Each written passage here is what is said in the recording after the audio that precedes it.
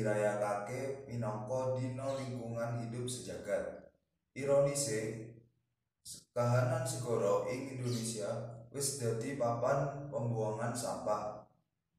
Lan iki sing kedadean kahanan segara ing Indonesia sajrone setahun kepungkur.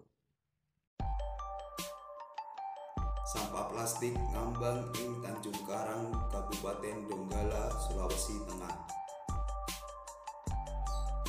Senajan pantai iki biyene dadi surga ing segara,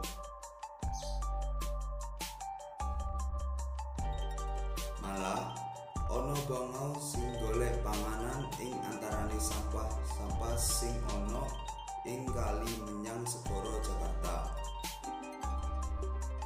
Sampah iki digawa aruse kali saka hulu.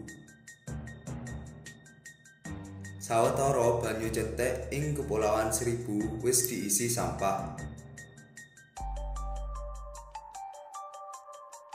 Malah sampah wis madhep ing jerone 10 meter. Banjur saben wiwitan taun sampah sing kegawa arus nganti tekan pantai Kuta lan Seminyak Bali. Utawa Taman Nasional Komodo sing wis diganggu sampah. Papan iki biyene dadi papan kanggo komodo mipe awak.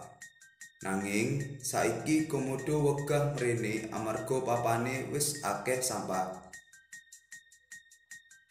Cekap semanten mawon pawarta dina iki, kula Muhammad Rehan Agung Nugroho pamit undur diri.